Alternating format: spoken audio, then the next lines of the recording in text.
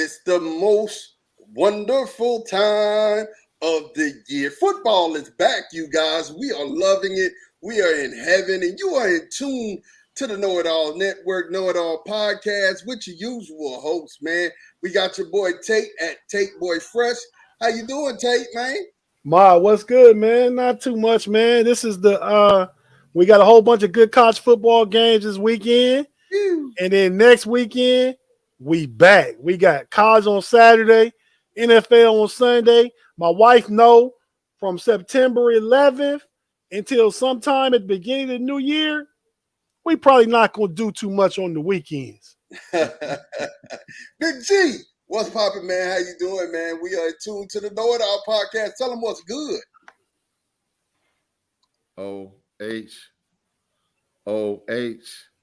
OHIO. That's what time it is. We're going to get to it. It's time to get it in, man. We're definitely going to get it in. And we got comments right off the bat. B-Dirt said, it is time for bonfires, hoodies, and football. And you are exactly right, bro. You are 110% right. Well, we thank you guys for joining us, man. We thank you guys for joining us. If you like the content that you are receiving, make sure that you like and subscribe. Like and subscribe. Like us on Facebook. Subscribe on YouTube, Twitch, and Twitter, because we are live on Twitter right now today.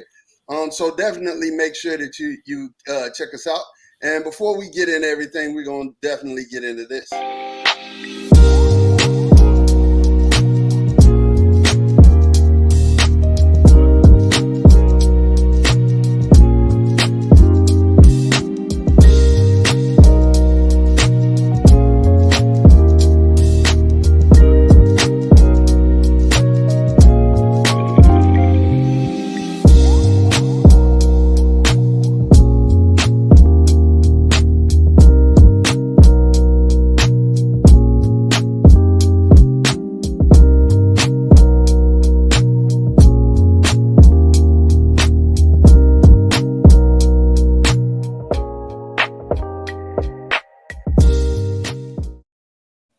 And we are back. We got big ups from Claude Bishop.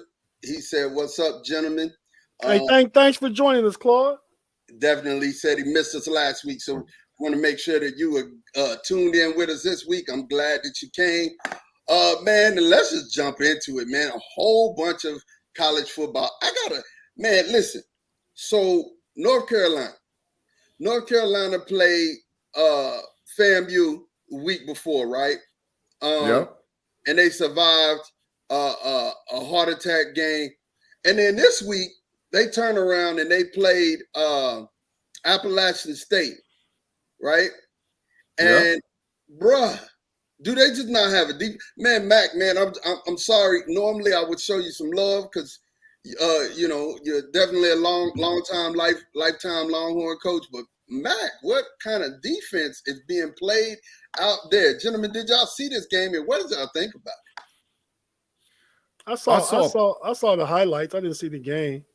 I mean, I had my shout out to my family, man. I had my 50th birthday party yesterday.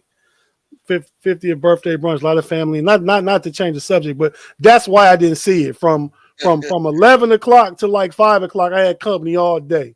The goal was to get ready for the Ohio State football game at 7:30. But I did see the highlights. Subject though, that's not a change subject. Happy birthday, and you should still be celebrating. That's for sure. Half a century, man. That's a good one. Thank you. Definitely go ahead, Tate. But no, I didn't see it. But I saw the highlights, and I saw the fourth quarter. I believe 63 points was scored in the fourth quarter by both teams. It was just correct. That's even more than a track meet, right? I mean, correct. 63 points in one quarter between two teams. Correct. Yeah, I don't think anybody was playing defense in the second half. It said North Carolina's played FAMU and Appalachian State and no defense. Absolutely, they played nothing. No types of defense. Big G, what do you think about this game, man? Well, I can't tell you the last time I saw 40 points scored in a quarter was a high school football game.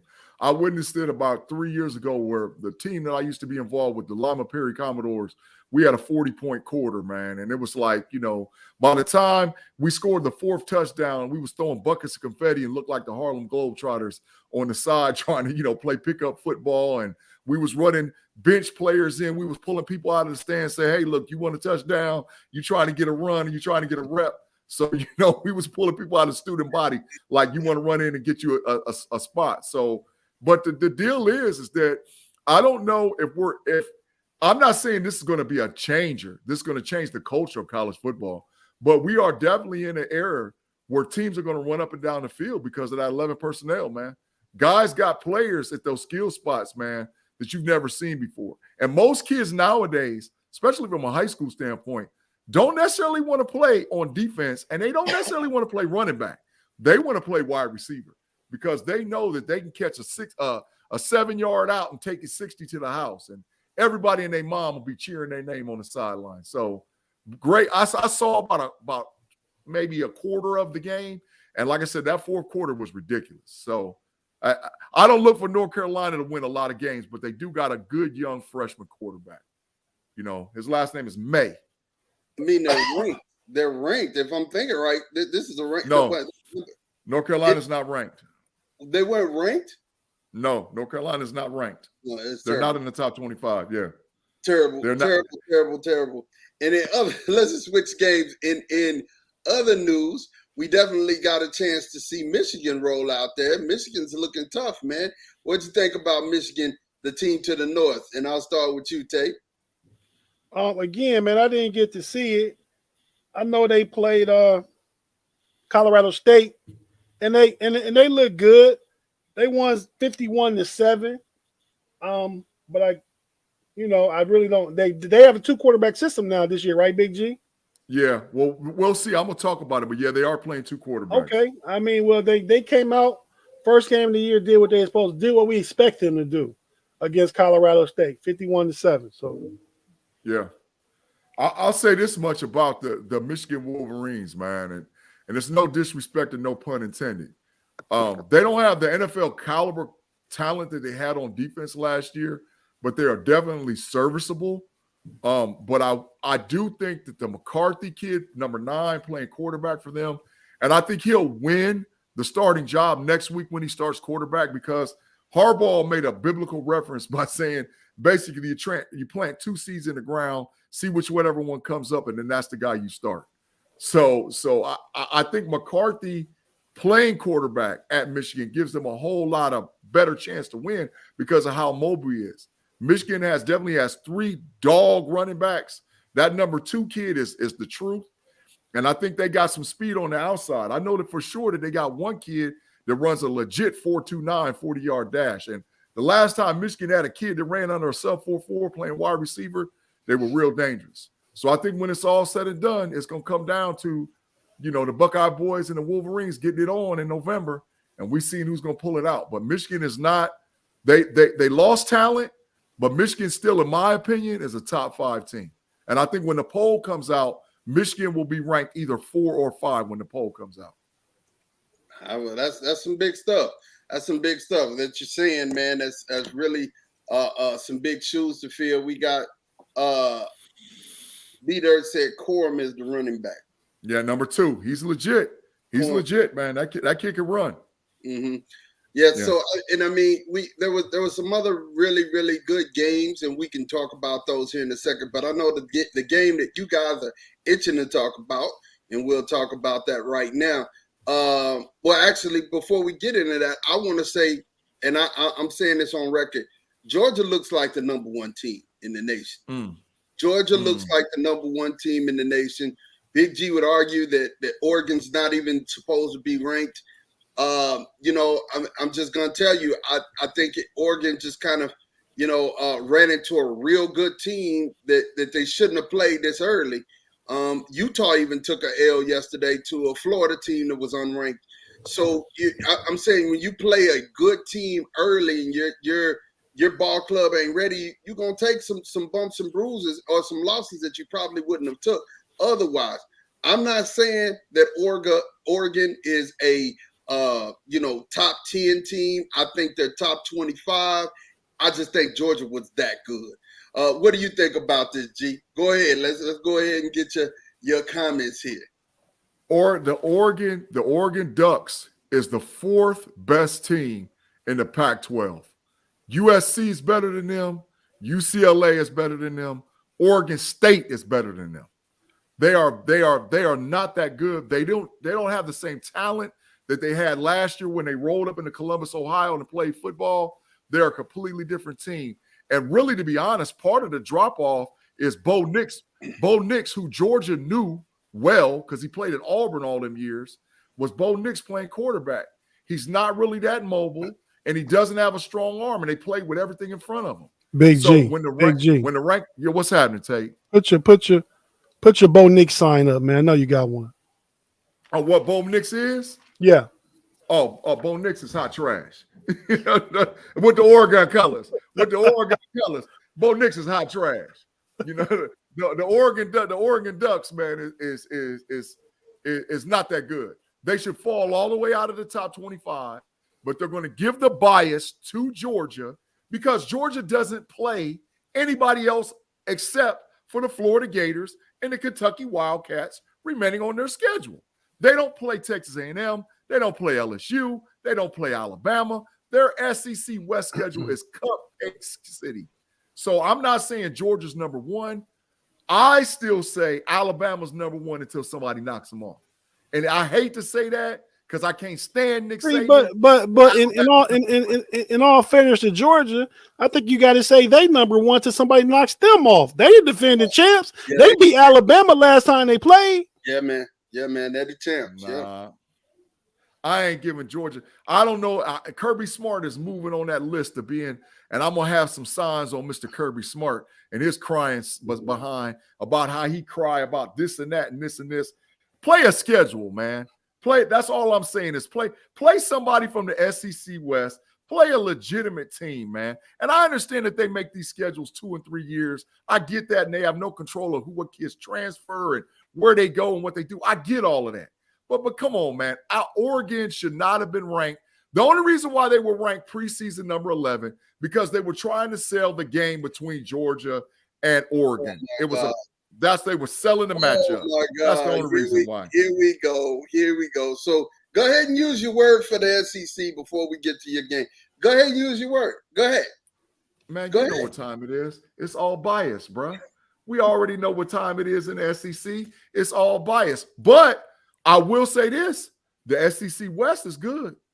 And the Florida Gators, I'm hoping to God, when it comes to the cocktail party, got something for them Georgia Bulldogs. Because I think they do. And that Richardson kid to play quarterback for Florida is the truth. He's nice. That kid is the truth. He's definitely nice. So just switching gears, man, talking about quarterbacks, man.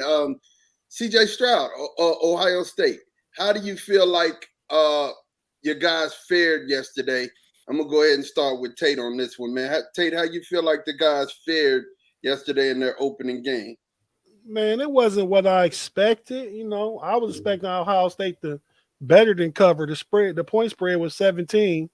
I expected O State to cover, but we got in there in stadium, first game of the year in the Horseshoe, 110,000 pack, and it was a tough game. Marcus Freeman, ex-Ohio State player, defensive coordinator at Cincinnati and Notre Dame, got the coaching job, 36 years old, rooting for him. Couldn't root for him last night, though. And he had them boys ready to play. I give Notre Dame more credit for how they played than to say Ohio State played badly. Ohio State got it done in the end, good enough to win. Started just the physical running game, put Mayan Williams in, which I think if they had done that earlier and kept pounding that rock, eventually the rock gonna break. If they had put him in earlier, then put Travion Henderson after that, I think Travion would have broke some things. But CJ Stroud was decent. Didn't have two of his top three receivers. His top receiver, the All-American Jigba, got hurt like the first series of the game. So I'm pleased with Ohio State. The defense looked good. What happened with Marvin Harrison Jr.? Did he transfer? Is he not there? No, he played. He dropped a touchdown. Okay. Yeah, he had 5 catches for 56 yards. It would have been a tough catch, but he dropped a touchdown. He should have held on to it. Yeah. But I'm pleased with Ohio State. They number 2 in the nation. I wouldn't be surprised if they dropped to number 3 and Georgia moves up to 3. Yeah. Yeah. Okay. But Notre Dame, and I want to say this about Notre Dame. Notre Dame, ladies and gentlemen, might not lose another game the rest of the way. Notre Dame and them Trojan boys is going to fight it out. And I give the advantage to Notre Dame because they're playing in South Bend, Indiana this year versus going out to the West Coast. But Notre Dame, I think, is going to pop Clemson. And I think USC will give them a run. And you're going to look up at the end, and Notre Dame going to be talking about our only losses to probably a top 3 Ohio State. That is correct. On the road. Correct. On the road. Starting a freshman quarterback. So Notre Dame is the truth. As far as the Buckeyes, y'all, I'm gonna say this about Ohio State. I think Ohio State proved to me by that win that they can win ugly. And I think that Jim Knowles, his first game out the back, is going to become the dominant figure in Ohio State as far as how we can win. Knowles is not going to be rotating that craziness in. And number 44, number 33, number 22, and number 51 ain't coming off the field. Not like that. Not unless there's some type of injury or they need a blow. Because I think our defense definitely is 100% improved compared to last year. Okay. All right. I mean, I was turning back and forth watching the game. That's why I missed Marvin Harrison Jr. But I will say Williams is a truckload. I mean, Buddy is a load. And then, Travion is that thing. So, I mean, y'all still have a really, really strong core running back. That's what they needed last year to let that last game against Michigan. Yeah. That's what they needed. I mean, they didn't have that. They didn't have that toughness. I see. That's what I see in this first game is a toughness. Some wherewithal to stick to it. And the same thing as that game in Utah. I mean, that was a shootout, right? In the Rose Bowl. Yeah. So the defense showed me something. The offense showed me they can change their identity and get it done. Right. And I mean, who wouldn't take Travion Henderson 15 carries for 91 yards? Bam Porkchop Williams 14 carries for 86 yards and a touchdown. Who wouldn't take both running backs getting 14, 15 carries and both of them almost getting 100 yards? I'm taking that all day and night. That's 180 yards. Yeah. I'm taking that all day and night. Yeah, it's nice. I mean, you want two running backs that could give you that type of production especially in a game like that. There was a game of inches for a long time. It was a game of inches. It wasn't one of those things to where y'all was running away until late. And definitely, I was holding my breath for you guys, man. The next game that I got a chance to watch was, of course, the University of Texas playing ULM.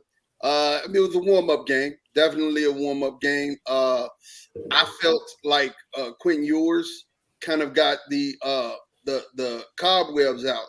I mean, it's been 2 years since he actually played football. He was down there at Ohio State, only, got one little handoff off to a back down there, but he didn't even throw a ball.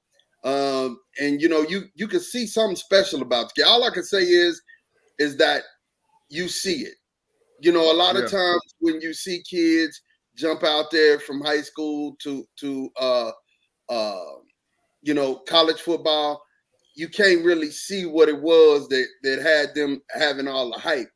With Quinn Ewers, you see it. It's there. Like there was some passes that he fit in the tight windows that you was like, woo. But with any quarterback who's rusty, the first thing you're gonna see them miss on a lot is deep balls, because deep balls is about touch, right? Yeah. And you haven't learned your receivers yet. So I mean, he missed on like 3 deep balls for Xavier Worthy. I'm going to tell you this, though. I'm going to tell you this. There are 3 special gentlemen on that offense that are literally going to be playing on Sundays. And that's not even including Ewers. That's saying, Ewers excluding him. But John Robinson is special. Youngster's you're going to see him on Sundays. I've seen him make a jump cut in the hole that I ain't seen one like that since Barry Sanders. It was ridiculous, man. Boy got pogo sticks for legs. Definitely was on the Pivot podcast. Shout out to the Pivot. That was a good interview as well. But I'm going to tell you, CJ Stroud was on there with him.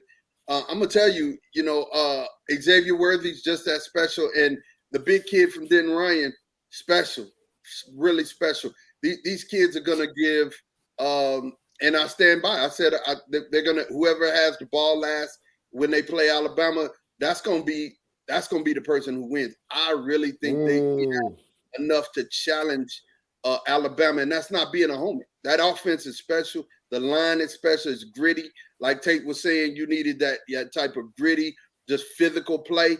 We got that in the offensive line, and you see it. It's there. It's there. Now, I'll say this. I got a question. So you're saying that the Alabama-Texas game next Saturday is going to come down to a one-possession game, and whoever has the ball last wins. That's what you're saying. I feel like it's going to be like that. Now, here's my caveat. That's if everybody in the game stays healthy. That's if everybody in the game stays healthy and barring injury. I don't think Alabama has enough to stop that offense. That offense is phenomenal. They can put 7 in the box, in which they're going to try, right? That's going to be the first thing that they would do. So you're willing to put corner time. You're willing to put corner time that the Texas Longhorns beat the Alabama Crimson Tide next Saturday. So you would like that too, because you still owe corner time. But you know what? He finished his corner time last week. He had 15 minutes. He lost 3 bets, and he only did 2. So I told him I gave him 2 for 1 like he was in jail. So I gave him 2 for 1. He still got 1 more left. I gave him 2 for 1. So you're talking about my corner time. You talking strong about your Texas Longhorns, and you saying that they gonna whoop Alabama. So put your money where your mouth is, and let's make the bet. Oh, God, man, you don't got to stay a Pennsylvania homer, man. We know you a Pittsburgh Steelers fan, just like me and Big G. But Penn State is not going to beat Ohio State, man. No, it ain't happening. We'll definitely talk about that comment, Claude. Make the bet. I'm going to get to it in a second, Claude, till I have to deal with this nonsense over here with Big G. Big G. Not yet. We're not taking that bet. I won't take the corner time bet. Oh, see, look. So I'm pushing this out there, man. America, see, Ma talks strong, and then he make excuses. So I'm not letting him out of the bet of the Cowboys. When we get to that segue, I'm not letting him out of that bet. I won't let that one go. That's something I won't let go. I'm repping the Buckeyes no matter. I don't care if we played Alabama in Tuscaloosa. I'm taking the bet, bro. Put your money where your mouth is. Y'all play. Y'all got them at the crib. Y'all got them at the 40 acres. You got all these dogs. You saying Bajan special, Worthy special. Where the game at? Where the game? It's at the 40 acres down there in Austin. It's at the 40 acres in Austin. Okay. Come on, man. Come on. If put your money where your mouth is, man. Represent your squad. I'm going to tell you your squad. I'm going to tell you something, G. If this was the playground and I was probably in elementary school, peer pressure will work, right? It doesn't. It doesn't. I lived a lot of life. The gist of the matter is, if what I am saying clearly, KnoItAllz Nation, and I want everybody to know, it's going to be a really competitive game, and I think the winner only wins by 1-2 scores at the most. It's not going to be a blowout on either side, 1 or 2 scores at the most. I really believe that it's going to be really close. Definitely. Alabama 38, Texas 21. Let's move it. Let's keep it moving. Alabama wins by 17. Bryce Young gonna light them boys up like a Christmas tree. Okay. Light them up, man. Light them up. We'll see. And I like that. I like that call out. I like that score was specific. We'll definitely see. So we had Claude jump in, and we'll talk about that later, man. But there's a couple of other games that yesterday that caught my eye. Texas A&M. I think Texas A&M actually is one of the teams that I believe that's going to contend for the SEC title. Play really good. They got some speedsters out there. Oh, here you go. I was going to ask your opinion on it, so we'll get to it here in a second.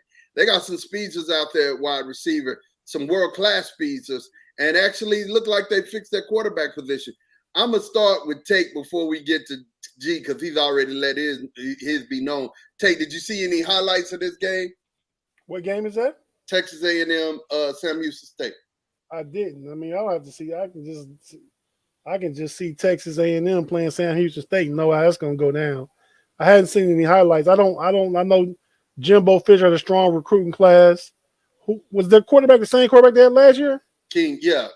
He the one that was hurt. Okay. Yeah, the one that was hurt that came back as their quarterback. Definitely, I like him. He's a good one. I'll give it to you later, B Dirt. Yeah, no, he's a good one. Their recruiting class was really Big D calling Texas A&M trash. That's what he's doing. Yeah, he's calling Texas A&M trash. Big G, cut it out, man. We're gonna get to it in a second because I don't believe him. He needs more people. But go ahead, Tate. What was you saying? No, so I know they won 52-10. They look good, but that's not truly a chess test. They put Sam Houston on the schedule just to go ahead and get them a check and help Sam Houston get a little more, make more money than they're gonna make in any other game this year. Well, definitely. Let's get over here to G. Let's hear G's opinion on Texas A&M. Actually, and I think they're going to be the ones to challenge in their division. But go ahead, G. Texas A&M is the fourth best team in the SEC West. The SEC West is led by Alabama. The second best team in the SEC West is them LSU Tigers. The third best team in the SEC West is the Arkansas Razorbacks. And the fourth best team in the SEC West is the Texas A&M Aggies. They trash. There's no way in the world they should have came out and laid the egg against a Sam Houston State. They should have beat them boys 100 and something to 10. It should have been over with. It should have been 50-0 at halftime. That's why I'm trying to tell you, teams are not good when you play to your competition. Michigan played Colorado State. Colorado State was trash. Michigan blew them boys' doors off. Miami played a scrub school, and they beat the brake shoes off of them boys. That you don't play to your competition. So I'm telling you right now, mark it on my words, Texas A&M ain't going to sniff, smell, or see the SEC West Championship, and they sure ain't going to be playing in Atlanta for the SEC Championship game. I got Texas A&M being better than LSU.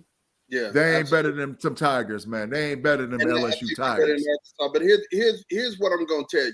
Here's what I'm going to tell you, and I think you really need to take this into consideration, right? We live in a different day and time. The NIL, the COVID, all of that, all of those things changed, and you got 5th-year, 6-year players that are transferring to smaller universities, right? Mm-hmm. And if you went over the Sam Houston State roster, you had about 6 to 12 transfers. You had 2 of them from the University of Texas. So, I mean, you have people that would even when we played ULM, there were people that came from Michigan. There were people who had came from USC that were on different teams. You have people from Texas that transferred to Nebraska. So there are a lot of moving pieces. And these smaller universities, those kids will go there because they know they get film. They're still playing D1 talent. So they'll get an opportunity, if you will, at looking at the pros and being invited to the combine. So you can't just sit up here and say that, Sam Houston State is just trash, or this person just. I mean, Bethune-Cookman, they're not in this whole conversation. I mean, they're HBCU. Shout out to the HBCUs. Yeah, they're HBCU, and they're not like Florida A&M. They're not Jackson State. They're not the big names in the HBCU, so they're not getting big name athletes, right? But every other university you see out here is gonna get big name athletes and transfers. If you enter the transfer portal and a kid want to go play football, he's gonna go. So, Sean, they still Colorado State, Michigan did them the way that they were supposed to do them. That 31-0 with a rain delay, a 3-hour rain delay, that was being handled. It just as soon as the onslaught was happening, the rain came, and then you know how hard it is for you to go put your pads back on after 3 hours and run back out on the field. Of course I know. Of course I know. I played Division I college football. Of course I know. But what I'm saying is you're gonna learn about Texas A&M. Self-plug. Right. Yeah. You're gonna learn about Texas A&M's next games: Appalachian State, Miami Hurricanes, Arkansas Razorbacks. Come back and talk to me in a few weeks about Texas A&M. because that's their next three: Appalachian State, Arkansas Miami good too. Hurricanes, and Yeah, Arkansas Razorbacks. Arkansas is really good. They're gonna drop one of them.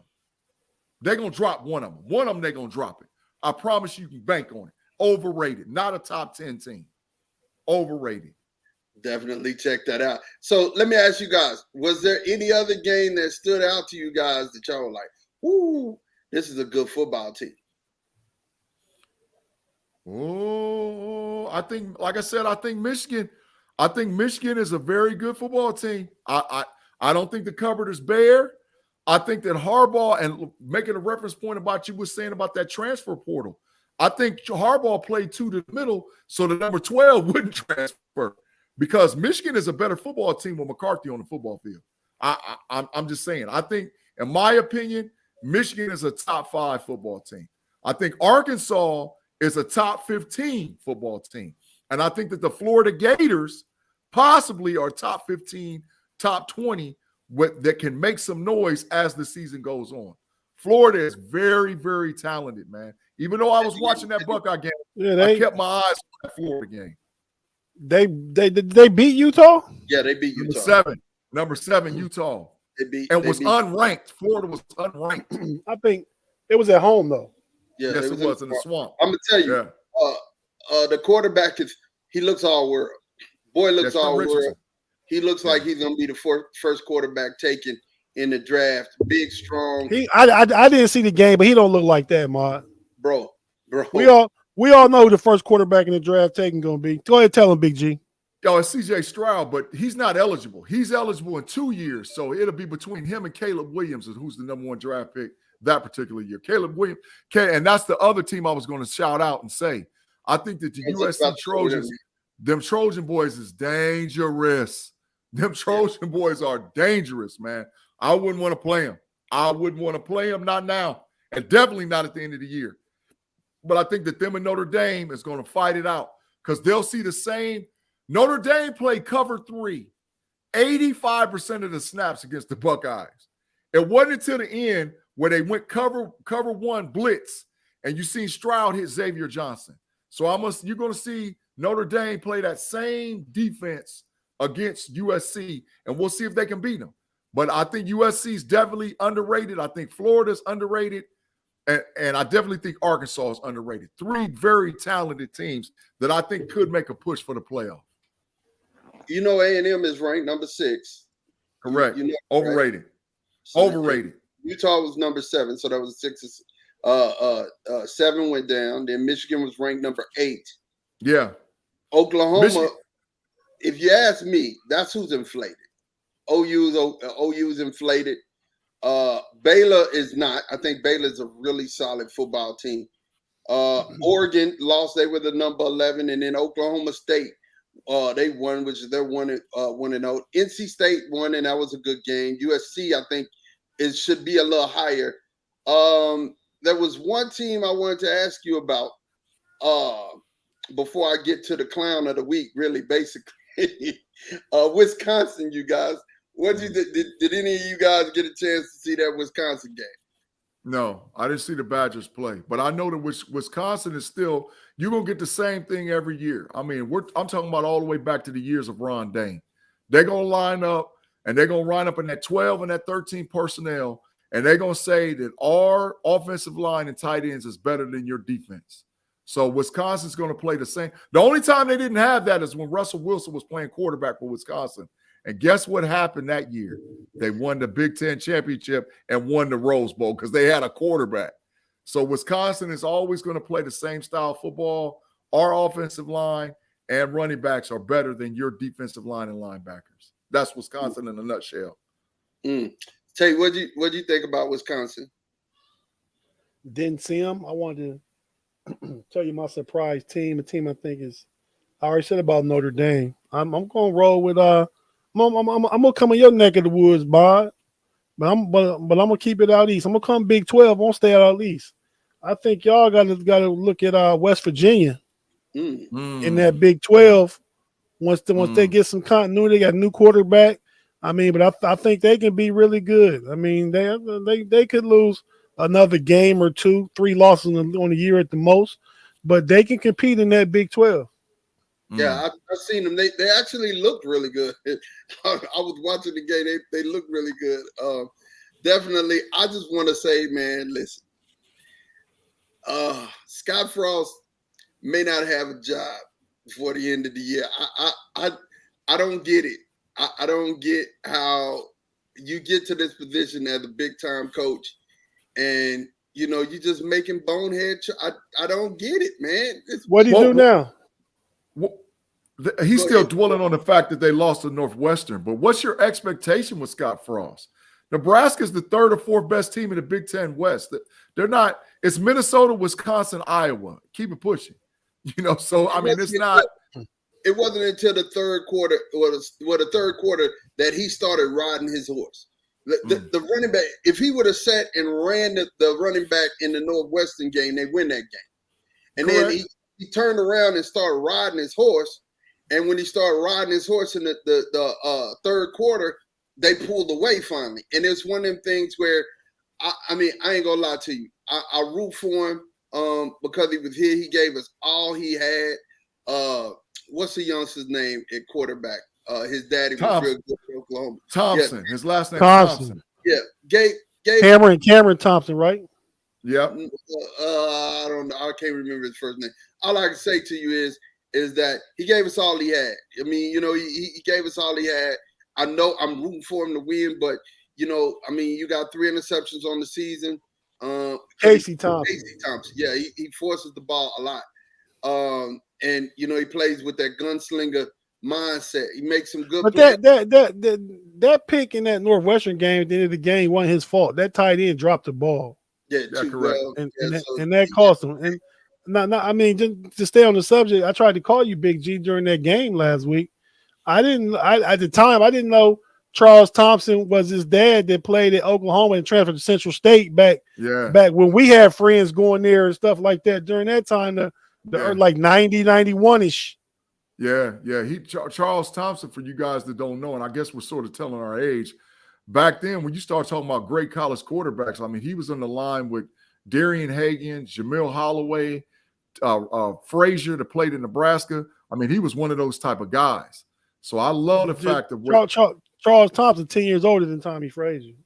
Yeah, but I'm saying, like, when you look at that lineage from them 80s and all the way up through the 90s, and those guys that ran that triple read option quarterback thing. Major Harris.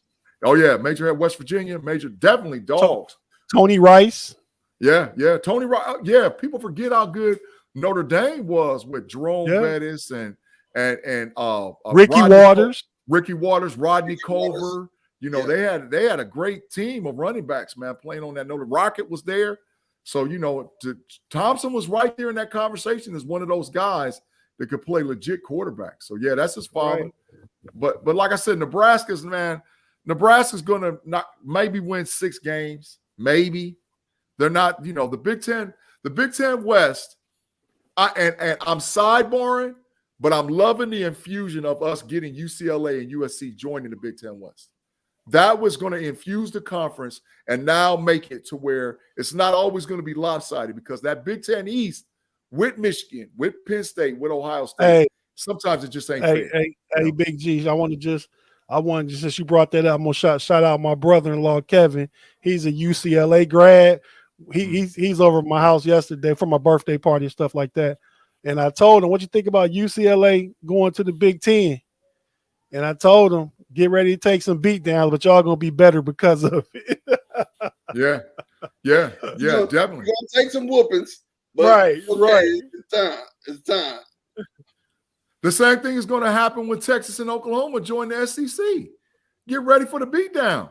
The Alabama, LSU, Texas A&M, are they going to line up? I think Big G. Now, if you asked me this 6 months ago, right now, Texas going to come in ready to compete right away. Now, if you'd asked me 6 months ago, I'd have said, they gonna take some L's too. But where they at now, with their quarterback, they recruiting their team, they're gonna come in ready to compete with the SEC.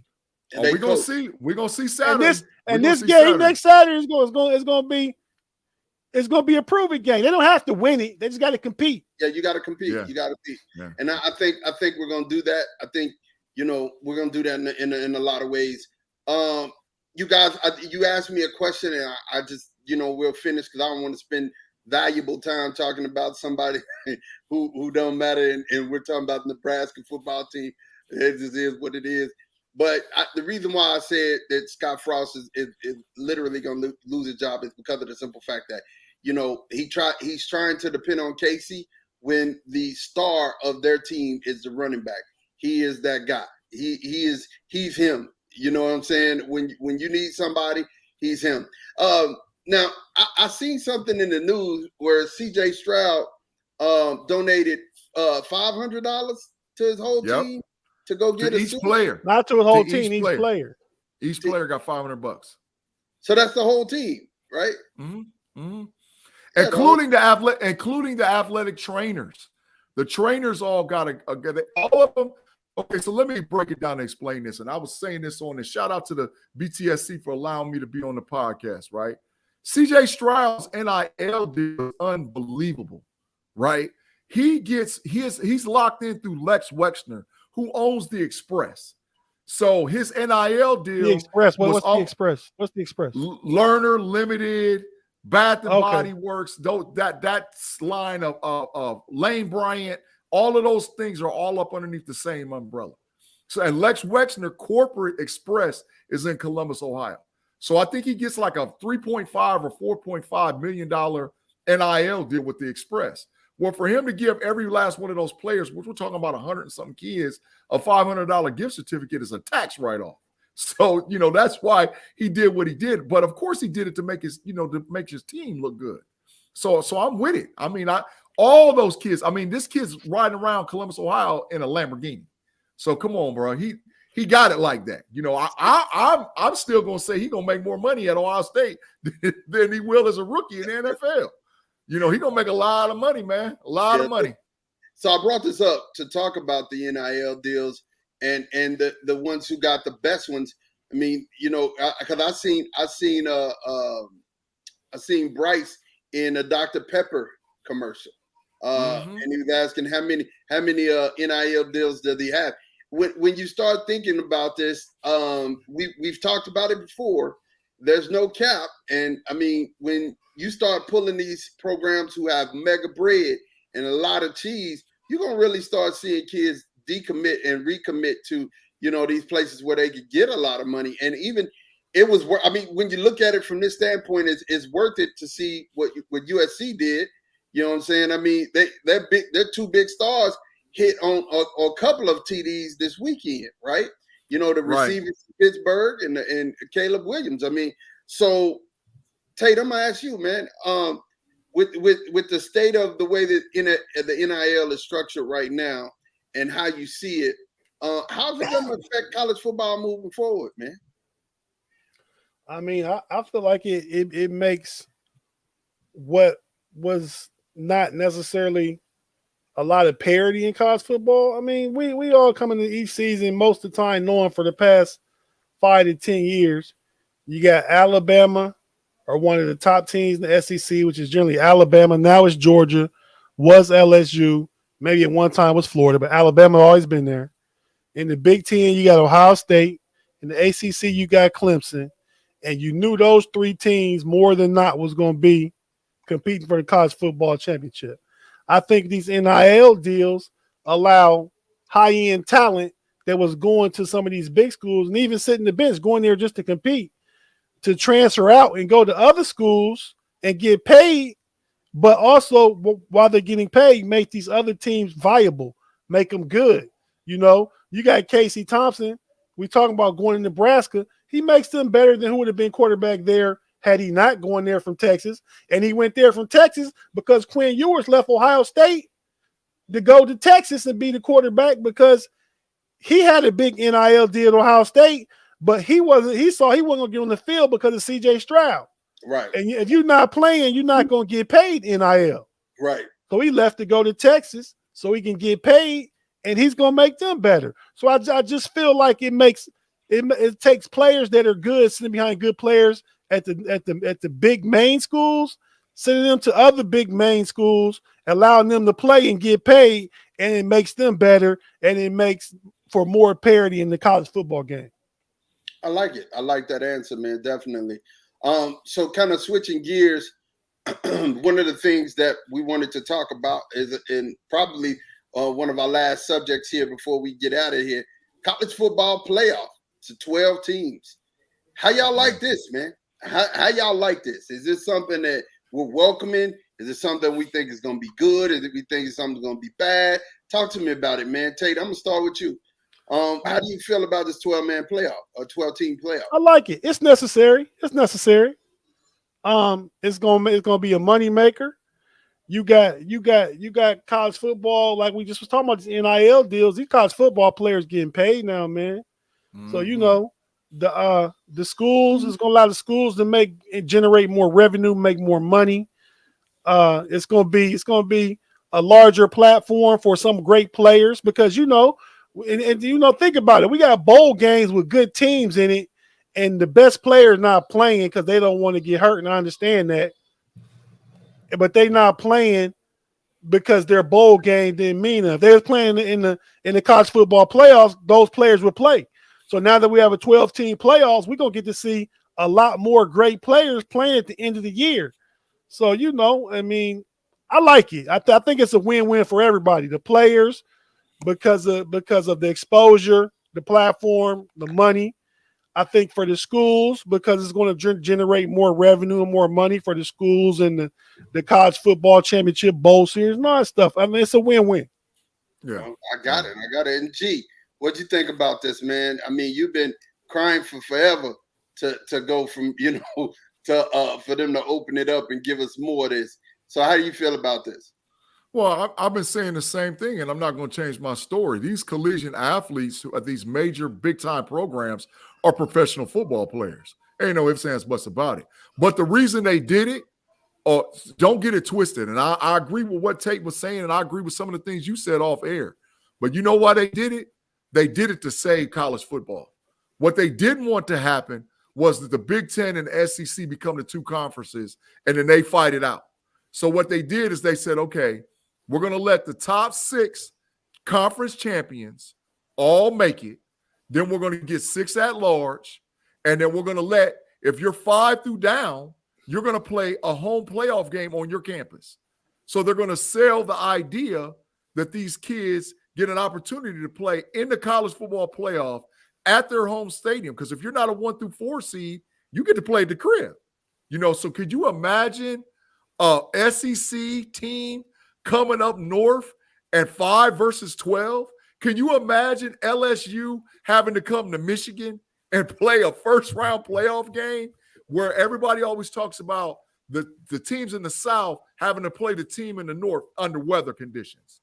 So now they did that to save because what was going to happen was the Big Ten and the SEC was going to eat up all the teams.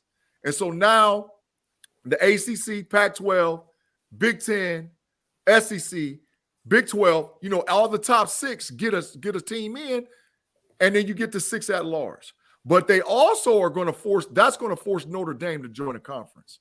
Because if Notre Dame doesn't join a conference, how in the world are they ever going to get in that top 4? It's almost impossible. They'd have to win the table, and teams are going to stop playing them with them at-large bids.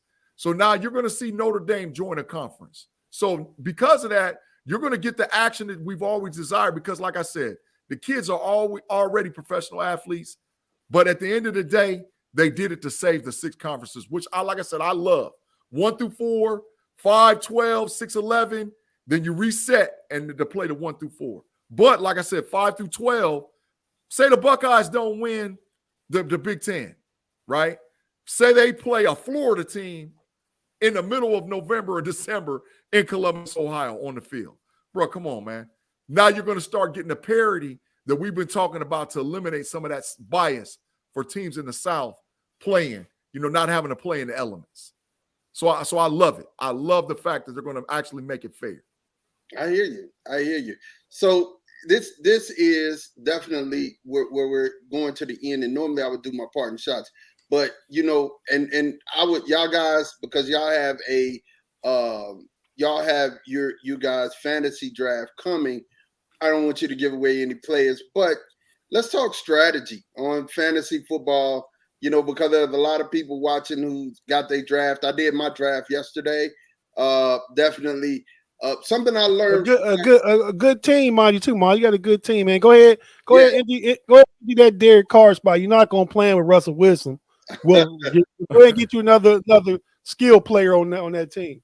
Yeah, man. So I thought about that, and I thought about what you said. But we're gonna really talk real quick about strategy going into your fantasy drafts, because I seen something that blew me away. Yesterday, people were still drafting name wise. Like the worst thing you could do is draft name wise. That's my tip for fantasy draft, and I'm gonna throw this up to Tate next.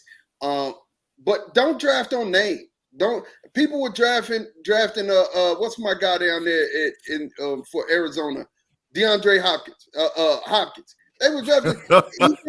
He's suspended. He's not even gonna play. What are you drafting him for? Like, leave him on the list. He should never be on your team. Like, until he's on my team. I traded for him already in my one other league. That's why I bust out laughing, because I'm like, wow. and then there was Odell Beckham. They picked Odell. Odell's not even on a team yet. I mean, come on. Let's be smart with our picks. There and for your first picks, Tate, what do you pick first in a fantasy draft? Man, about the DeAndre Hopkins, let me just tell you real quick. I had Saquon Barkley, and I traded Saquon Barkley basically for Aaron Jones for the Green Bay Packers, and he threw in DeAndre Hopkins, who comes back week 6. So I looked at it like, I agree. I talked about this with Big G on the Steeler podcast and Pay, and they said, Barkley does have a higher upside. I agree. But Aaron Jones is solid. He's 1,000-yard back. He catches passes. Devontae Adams is gone. I think he'll see a few more targets this year. So I went ahead and took him with the caveat and the bonus of getting DeAndre Hopkins. It comes back week 6, number 1 receiver, Kyler. So I felt like that was best for my team to do that right now. So I wouldn't have drafted him. If I did draft him, DeAndre Hopkins, it'd be a late, like round 9, 10, like 11. 9, 10. Yeah. Not early. But I think people that get caught up in the drafting name players.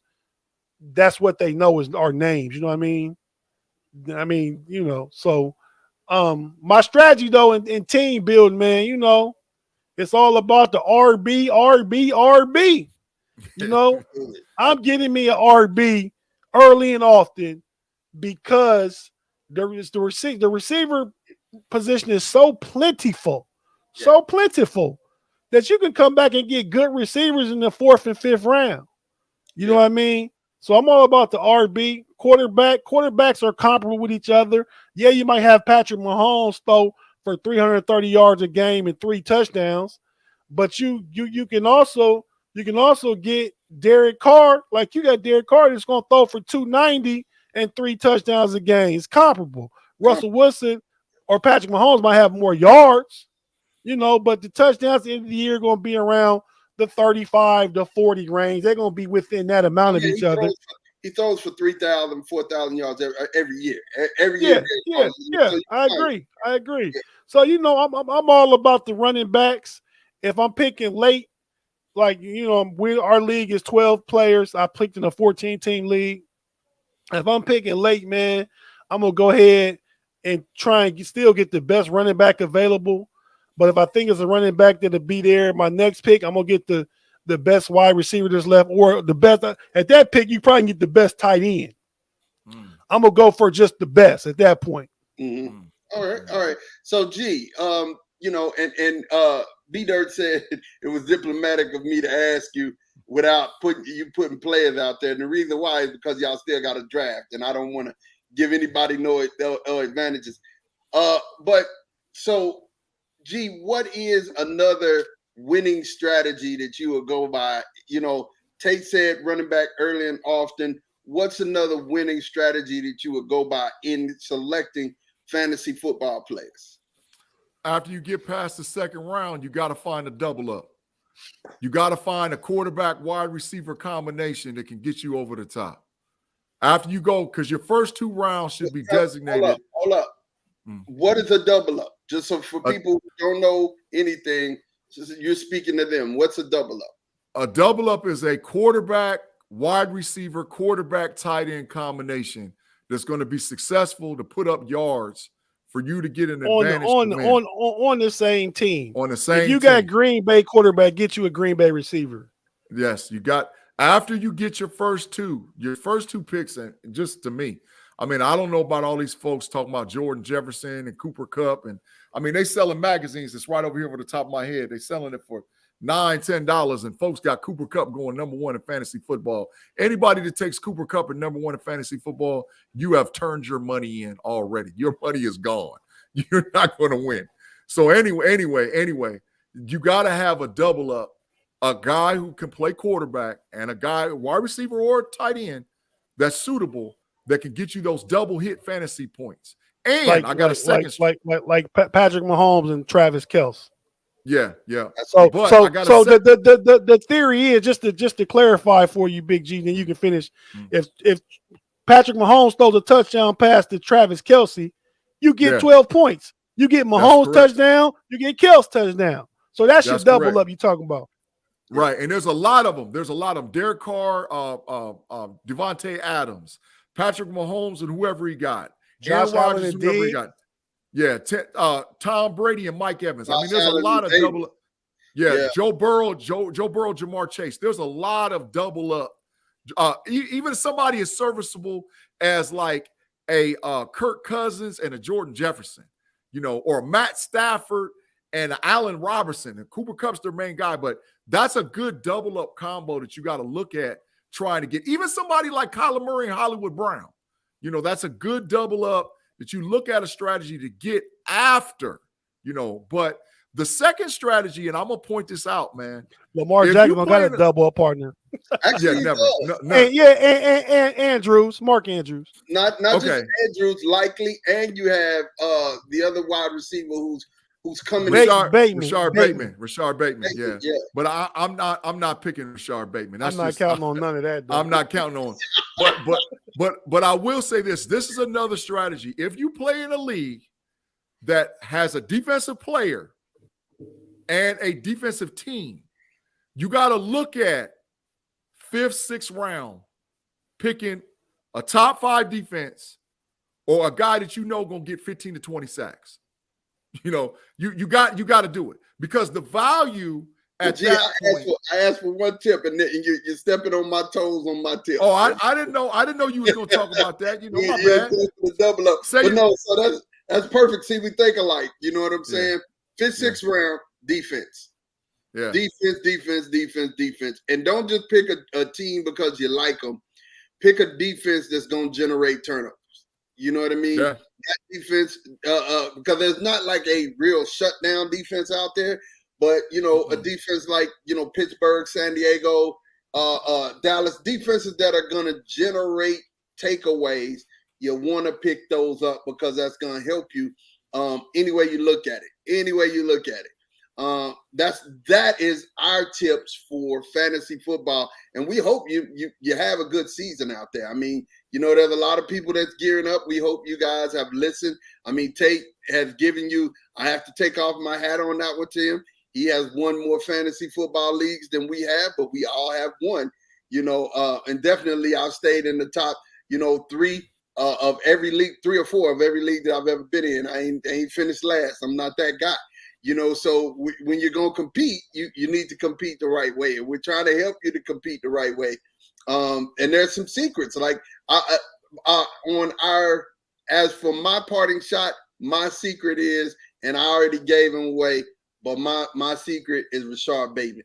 I think Rashard Bateman had a big season this year with Lamar Jackson. And, if you're going to pick somebody as a sleeper in the 3rd, 4th round, Bateman's your guy because he's going to be big. He's definitely going to be big.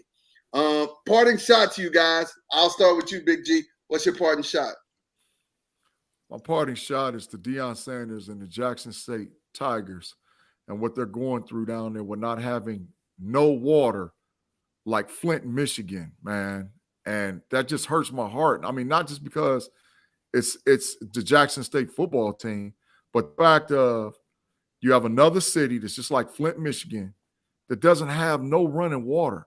How do we live in the richest country in the world and people got to boil water and don't have water pressure? Well, don't have, so that you're right. They don't. I've seen it because I got a friend who's in Jackson right now. The gist of the matter is their main water treatment plant is down, and it's gonna be down for the next two. I think they said 2 months, and right. It's not that they even have water pressure. So they don't even have water pressure at this point. Right. So, but this is the issue. This is the issue. And like I said, we live in the richest country in America, right? These folks have had FEMA money, state money, government money, and supposedly the governor, the mayor, the dignitaries, the city council have all been screaming forever, we got issues and problems. And for whatever reason, it never got to fix the water problem in Jackson, Mississippi, just like they didn't fix it in Flint. And it's a shame because guess what? Jackson, Mississippi, population about 150, 160,000 is predominantly Black folks. And it's a shame that we live in the richest country in the world and we got a city, and I know we're talking about a football team, Jackson State and Deion, that don't have water pressure and water. That there's no way in the world, out of all the things that you don't have in the United States of America, is a city that does not have running water and running water pressure. It's a shame. Somebody's getting rich. I'm gonna call it like I see it. Somebody done tucked and pulled some money and didn't get taken care of what they needed to take care of. And ladies and gentlemen, let's get some water for those folks that live in Jackson, Mississippi, man. If you know anybody, man, just make sure you send some water their way, man. It would definitely be appreciated. Make sure you hop on Amazon, get their address, send some water their way. Definitely, if you want to partner with us, hit us up in the comments, and we'll see. Because we all probably know somebody down that way. Tate, your parting shot. Hey, man, I'm gonna kind of keep it on the track. Big G got it on, man. I'm gonna go political, man. Shout out to Joe Biden, man, for the student forgiveness, the loan forgiveness, getting that done. That's gonna help a lot of people, man. A lot of students. 43 million people can benefit from it. I've heard a lot of conversation both ways about it. I've heard people complaining about it, and the people complaining about it, some of them took those, those business loans a few years ago. They take that, and taxpayers pay for that. But now this loan forgiveness that can really help put a lot of money in students' pockets. Some people have been out of school for 10, 15 years still paying on these loans, man. And that's lightweight ridiculous. So I mean, shout out to Joe Biden for giving those people a little bit of relief, man, so they can, that money that they saving, invest in their business, so they don't have to get a small business loan. I also want to say real quick, hey, shout out to Cara. That's my homie Laron's girlfriend in Australia. Hey, Cara. But also real quick, want to say, Ma, Big G was talking a few weeks ago. We didn't hit on no NBA. Remember a few weeks ago, Big G was looking for a new team, and he went to the Detroit Pistons. He went to the Pistons. He's trying to come back home to the Cleveland Cavaliers now since they traded for Donovan Mitchell. He called me. He's like, Tate, man, I might have to come back to Cleveland, man. I'm hurting hard, man. I'm hurting hard, man. I just want you to know that sounds like Big G all the way. It sounds like me, the turncoat. You know what I'm saying? The brother will mess around and change on you in a minute, man. He'll definitely change on you in a minute. And that was, again, I guess we should explore that real quick. That was a trade that happened in the NBA that I think switched the tide. I turned the tide. I could very well see them not just winning the Eastern Conference, but actually winning it all, competing for it all. They got bucket getters out there in Donovan Mitchell, and what's my other guy there? Darius Garland, bucket getters. That is the definition of bucket getters from your point guard and your shooting guard. Both of them can get a bucket. Then you got big boys down there. And I'll let Tate just go ahead and highlight the because this is Tate's team. You go ahead and highlight that roster, but you got bucket getters on the front end. Thanks, man. Thanks for saying it's my team and not Big G's. I'm gonna decide if we gonna receive him back. Hey, man, but the Cleveland Cavaliers made a trade earlier this week. Donovan Mitchell, a top 20 player in the NBA, shooting guard, like Ma said. They traded Lauri Markkanen, Colin Sexton, and OG Obaji, the number 1 pick this year from Kansas, and three first round picks and 2 pick swaps. So 3 first round picks really for Donovan Mitchell. And I think it's worth it, man. When you think about it, Lauri Markkanen played last year for us. He played really well, but we got him from a trade from Larry Nance, right? Then we trade Colin Sexton, who signed a trade to go to Utah, but he didn't play it all last year. So we're not losing anything. That man, he played 11 games last year. And then Obaji was the number 1 pick this year. He hadn't played for Cleveland. So really what you're looking at on the court is a trade, Lauri Markkanen for Donovan Mitchell. I like it.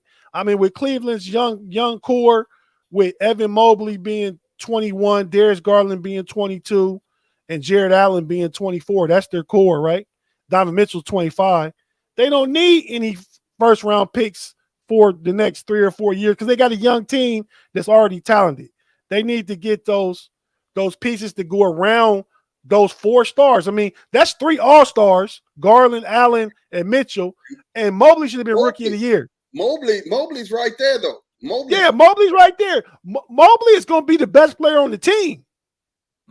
You know? So, I mean, I like the trade. I think it's a little early to say competing for a championship. I still give them they got to have this year to develop, I think.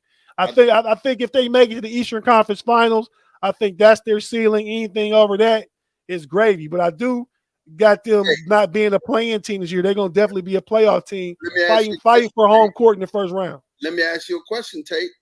And this is why I said when it comes down to Donovan Mitchell, if he plug and play? Oh, he's starting. Yeah, he plug and play. He's plug and play. He's a bucket getter. He's somebody you ain't got to gain chemistry with. But Garland, Mobley have never been in the playoffs.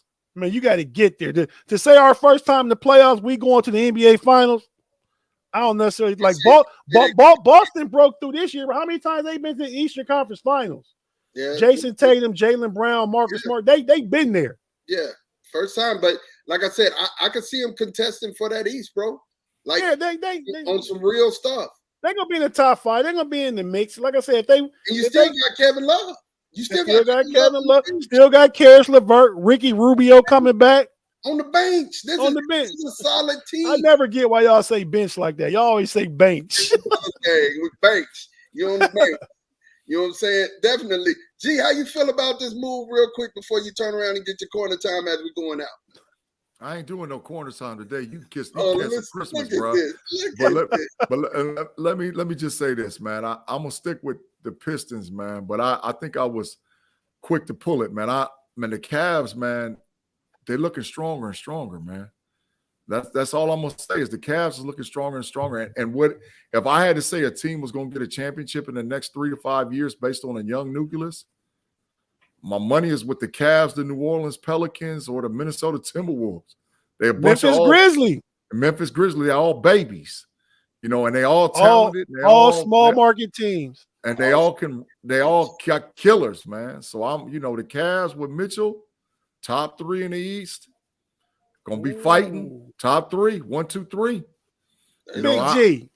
Big G, Boston, Milwaukee, Brooklyn, Philly. Yeah. Miami, Brooklyn, Philly, and Miami out of here. Brooklyn is get them out of here. Philly, okay. Get them out of here. They short-handed. Get them out of here. How they short-handed? Who they losing? KD and Kyrie coming back. Ben Simmons gonna play. Where they short-handed at though? Get them out of here. Get them out of here. Look at the bench. Get Brooklyn out of here. If you look at the bench, you know what I'm saying? As it tells a story. Look at Philly. Look at that bench. It tells a story. Yeah. We too deep. We're too deep. The season ain't gonna get when you look at Cleveland, the season ain't gonna run Cleveland out. because they got people that they could turn to. I told Tate this, and the last thing I'm gonna say, and B ain't proved nothing to me as of yet. So he's never made it to the conference finals. Leave him out.